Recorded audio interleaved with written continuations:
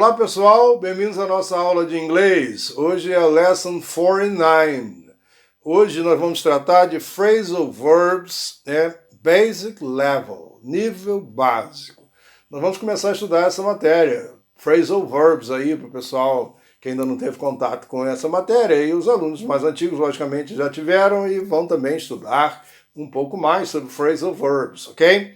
E também falaremos sobre just e only. Essa é a parte 1, onde se aplica just, aonde se aplica only. Às vezes as pessoas confundem a aplicação de um e do outro, e a gente vai começar a falar sobre isso nessa lição. Vai ser mais de uma lição, com certeza, né? Mais de duas para falar sobre o just e o only.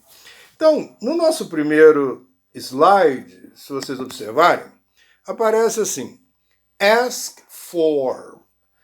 Ask for é usado para pedir algo, né? Ou solicitar algo a alguém. Eu peço assim, ask normalmente é o verbo perguntar, né? To ask. Mas quando eu coloco for, o verbo perguntar se transforma, né, em outro verbo, que é o verbo pedir algo para alguém. O que é um phrasal verb, para quem nunca ouviu falar nisso? Olha, verbos que você conhece vindo sozinhos, né, na frase, tem um significado.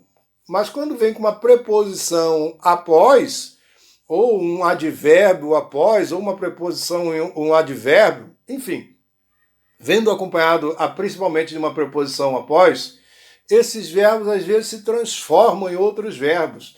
Então nós vamos ver vários verbos que têm um significado quando estão sozinhos, mas que têm outro significado quando tem uma preposição após.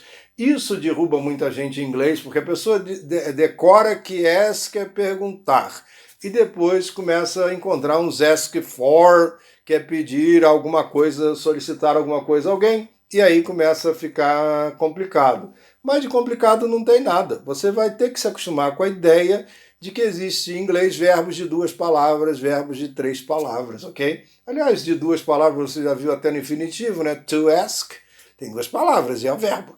Agora, to ask for já virou um verbo de 3, né? Está no infinitivo e tem um for depois que faz esse verbo se transformar. Então a gente vai vendo cada aula alguns exemplos de alguns mais usados aí, nós vamos ver mais ou menos uns 120 mais usados, para que vocês possam se acostumar com essa ideia e depois não se preocuparem tanto com ela. Então vamos lá. Usado para ask for, né, como está aí no slide. Usado para pedir ou solicitar algo. Exemplo. He came to ask for help. Ele veio pedir ajuda, pedir. Eu coloquei um outro exemplo aqui, ó. He came to ask a question. Ele veio perguntar uma pergunta. Lógico, a gente não fala perguntar uma pergunta, a gente fala fazer uma pergunta. Então, reparem, em cima, nesse exemplo segundo que eu estou dando, é o verbo no seu sentido puro, sozinho. Perguntar, fazer pergunta.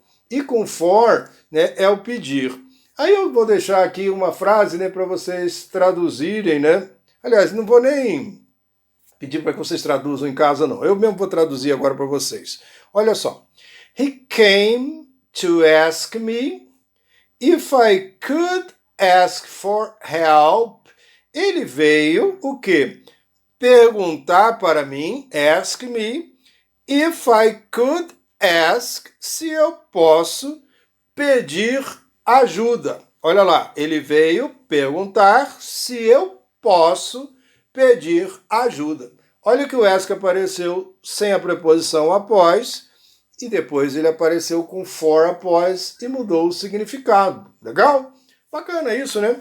A gente já usa alguns verbos em inglês e nem para pensar que eles já são verbos preposicionados, verbos chamados de frasais. E vocês verão muitos que você já usa aí. Mas agora vamos ver de maneira oficial, para que você entenda que isso é uma realidade da língua inglesa. Outro caso aqui, ó. Ask about. Olha o ask com for e o ask com about já muda o significado. Vamos ver aí no nosso slide. Chamar alguém para sair é o ask about, né? Vou chamar fulana para sair comigo. ou para alguma ocasião especial. Pode ser para um encontro romântico também, né? O ask about, né? Eu vou perguntar a fulano se quer sair, né? Eu vou chamar fulano para sair, né? Ou fulana para sair. Olha o exemplo aqui, ó. 2 exemplos. I asked her out. Né? Eu chamei ela para sair. I asked her out. I asked a question. Eu fiz uma pergunta. Eu perguntei. Reparem, com out é chamar para sair. Sem a preposição depois é o verbo perguntar. E agora sim, agora eu deixei um exercício para vocês aí tentarem resolver, né? Eu já dei uma dica aí no slide anterior, né? Já vai facilitar a vida, mas tentem encontrar a tradução para a seguinte frase. Na próxima aula nós corrigiremos.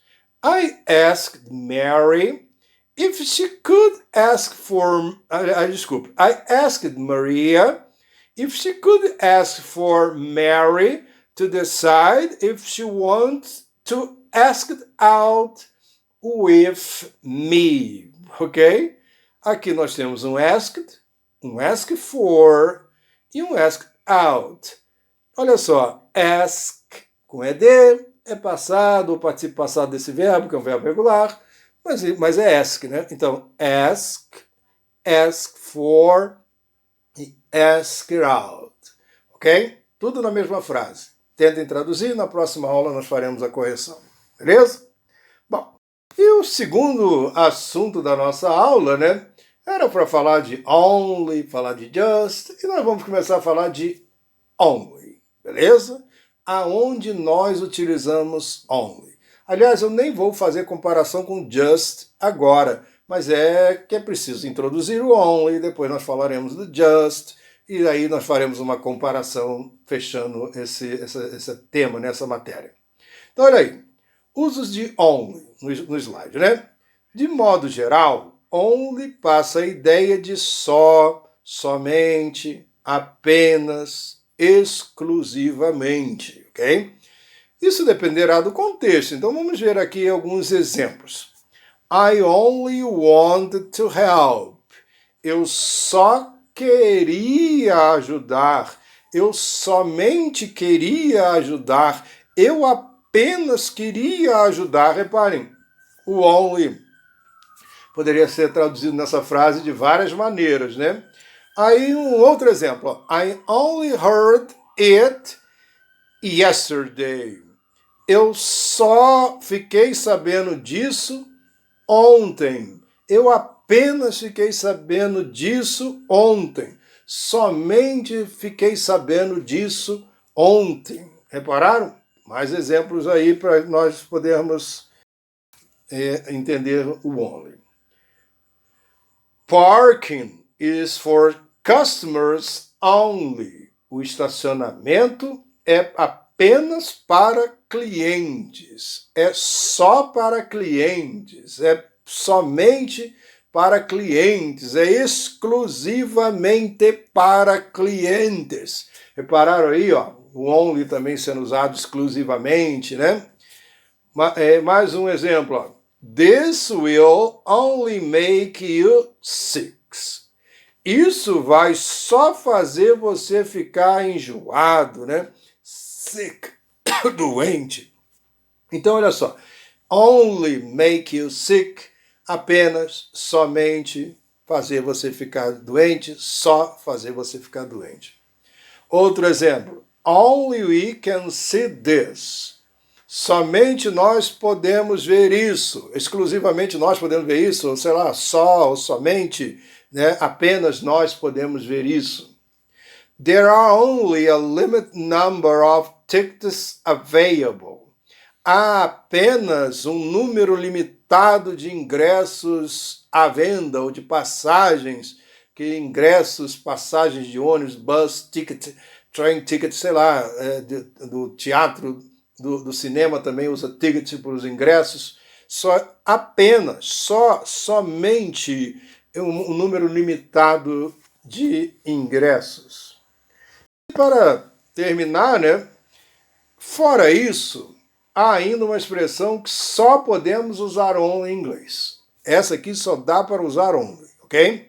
Not only, but also. Não apenas, mas também. Isso, logicamente, está no meio de uma frase aí, né? Separado as duas expressões, nesse espaço que tem a reticência, as reticências, como nós veremos agora aí nos exemplos.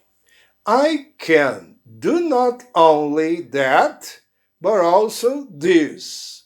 Eu posso fazer não apenas aquilo, mas também isso, ok? Not only that, não apenas aquilo, but also this, mas também isso. E para terminar, o último exemplo. Not only sad, não apenas triste, but also exhausted, mas também exausto. Espero que vocês tenham gostado e até a próxima.